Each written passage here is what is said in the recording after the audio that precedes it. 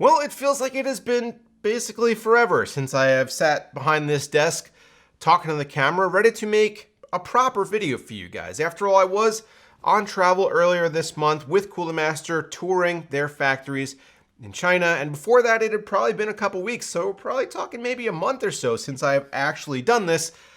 Let's hope I'm not too rusty. After all, we are diving into March's monthly build, this time without a script. No safety net here. Let's just get going right after the intro.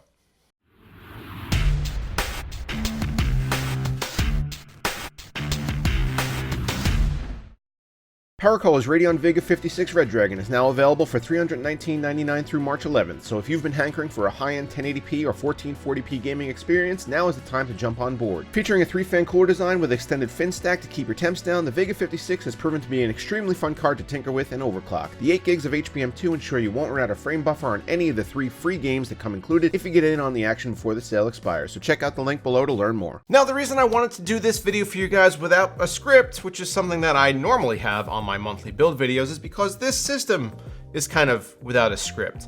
While most of my monthly build videos are centered around either a price target or a theme or a purpose, so like video editing or gaming at a specific resolution, this one maybe not so much. A lot of the parts are going to make a lot of sense. A lot of the core components are going to go together, and something that you might see in a normal build: the CPU, the motherboard, the case, power supply, the graphics card.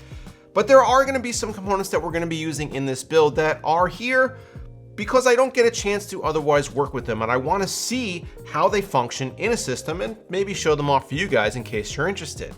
Things like the cooler doesn't make much sense with our CPU. The GPU support bracket that we're going to be using probably isn't even necessary.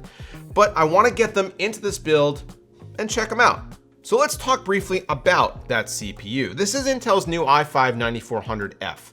Now, the F at the end of that name might be a little unfamiliar to you guys. After all, this is a fairly new angle of attack for Intel. Basically, anything that they put out, any CPU that they release with F at the end of the name, means that the CPU does not have an integrated GPU attached to it.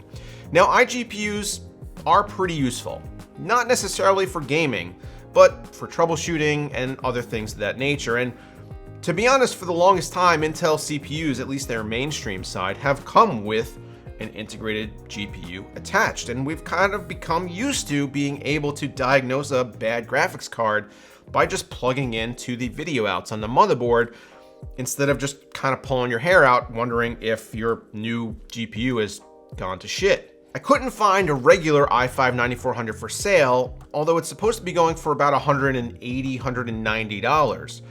The F version is about $30 cheaper than that. So if you don't need the iGPU and you're looking to save a little cash, maybe build yourself a nice 1080p gaming system like we're doing here, maybe the F SKU chips are what you should be looking at. And we're going to see what kind of performance we could get out of this 6-core non-hyper-threaded chip when we build with this board, the Gigabyte Z390UD. UD standing for ultra durable, as I knock it all over the table. Now, for this generation of motherboards, we are still stuck, unfortunately, in Z390 land.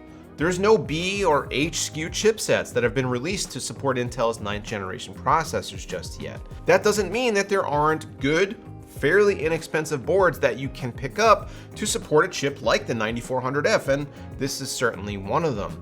The Z390UD from Gigabyte offers a lot of the features that you might want on a premium grade motherboard for only about $120. It looks pretty decent. I would kind of wish it had an I/O shroud or something along those lines, but that's really okay. It's got an M.2 slot, it's got plenty of SATA connectivity, it's got some steel plating around the PCIe slot, and it's going to serve our purposes really well with a chip, especially that we can't overclock. If you were to pick up a 9900K and go with this board, you might be disappointed with your ability to push it higher and maybe hit that magical 5 GHz number, because the power delivery on this isn't exactly the best, but it's not meant for that purpose. It's meant for something like this. As we continue down the line here and we end up looking at our graphics card, the MSI GeForce GTX 1660 Gaming X. You can tell that this is gonna be maybe a high-end 1080p gaming system. The 1660 isn't going to blow anybody's doors off, but it does compete very well with the RX 590 series from AMD, and these cards draw significantly less power. They look pretty good. This one is fairly compact, and you can get it for less money than you can get those cards for. This was about $250. Of course, every board partner is going to have their own version or versions of the 1660, so pick the one that fits your build if you're going to be building within this kind of price range.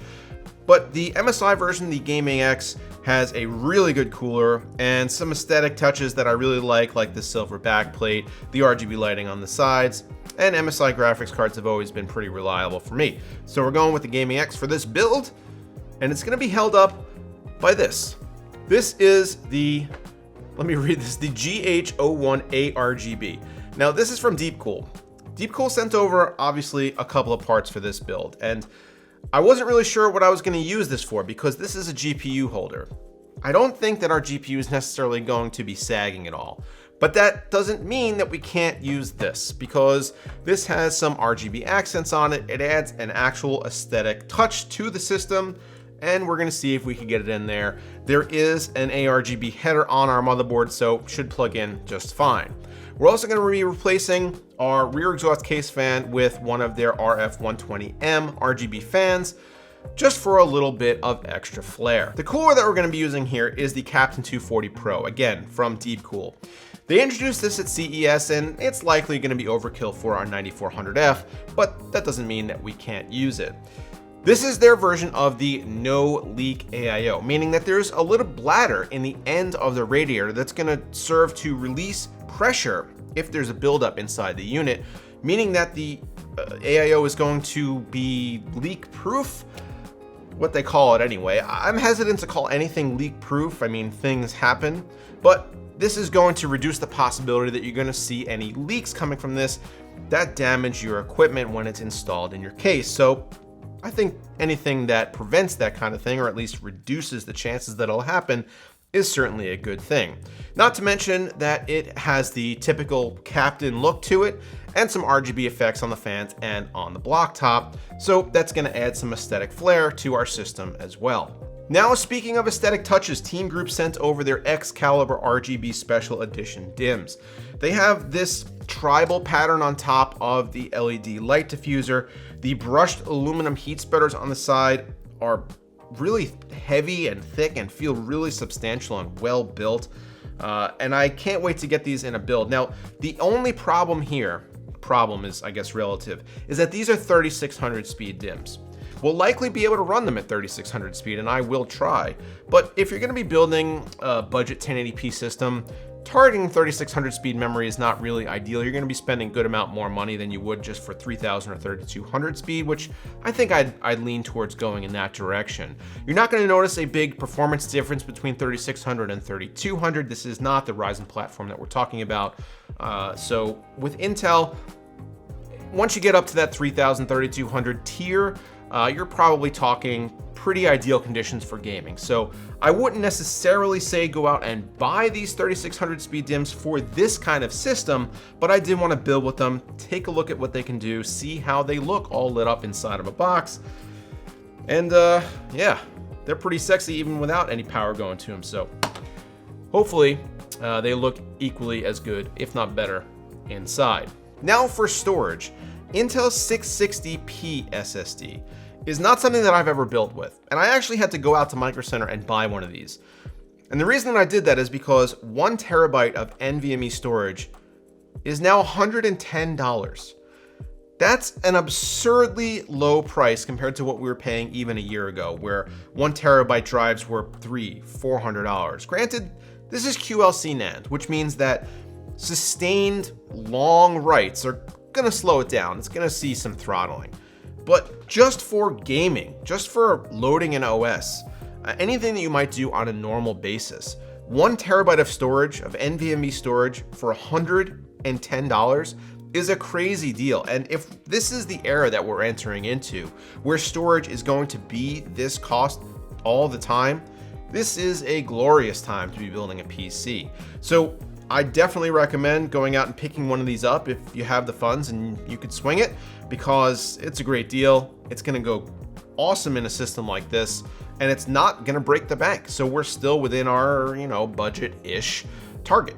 So yeah, Intel 660p 1TB drive, $110. That's nuts.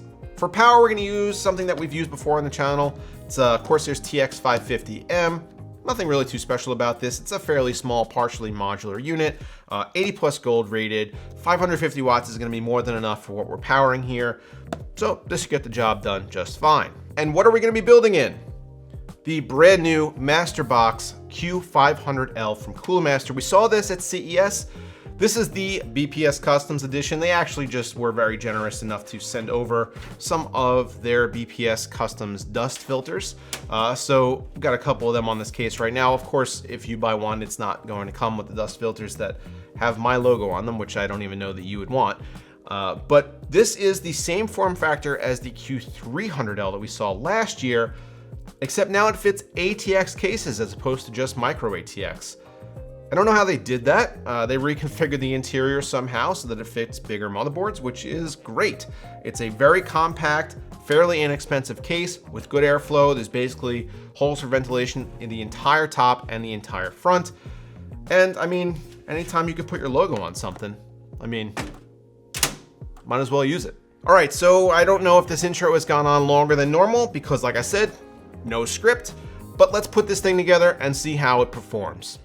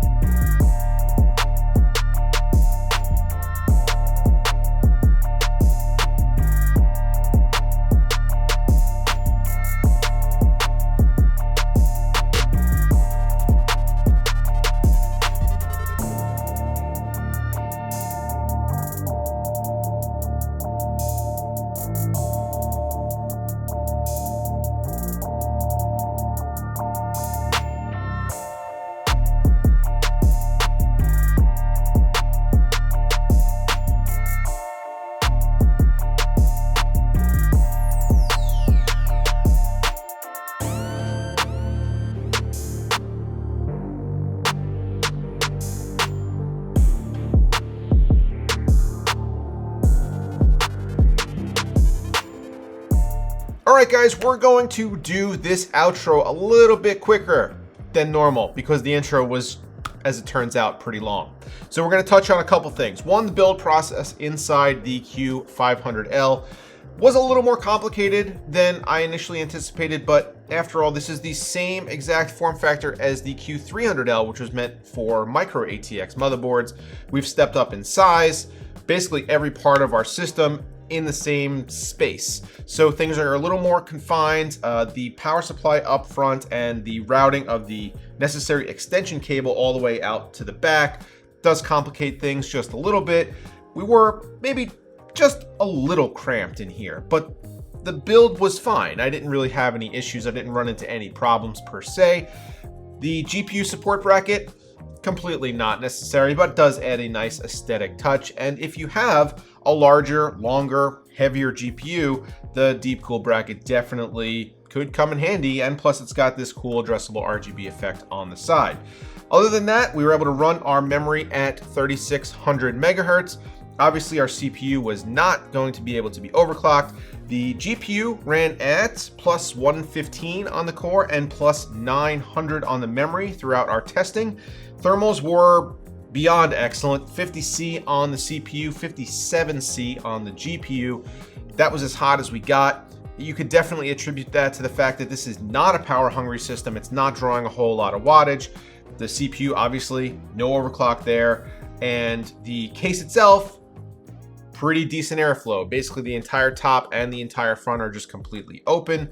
The cooler we were using, the 240 AIO from Deepcool, complete overkill for our 9400F, just as we thought. So keeping it around 50C is, obviously going to be beneficial for the life of the processor, but it's not going to improve our performance at all because it's just going to run at a constant frequency basically.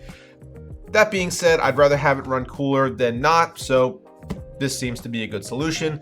The only compromise is that because this is such an open case, it is a little bit louder than normal. I don't know if my mic up there is picking up on any of that, but it is definitely, let's call it audible, sitting next to it. You could probably decrease the fan speed a little bit, but then you're going to compromise on your thermals. I think I'd rather have the system run cooler and be maybe a little bit more noisy. And with this case, the way it's laid out, the fact that there's really no sound dampening elements to it at all, and the fans are basically pressed right up against the top, there's not much you can really do about that. You're going to hear them if they're spinning. But performance-wise, obviously the GTX 1660 is a hell of a 1080p performer.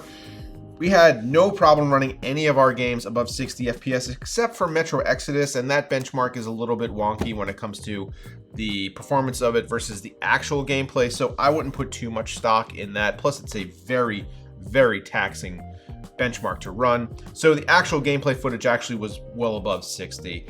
But besides that, you're getting great 1080p performance for $250 for this model, but you could get them for like $230 for the base models. And then the performance difference between this MSI and some of the other cards out there is very minimal. They're all pretty close to each other. So I'd say if you wanted to save a few dollars, you're going to get basically these kinds of numbers across the board.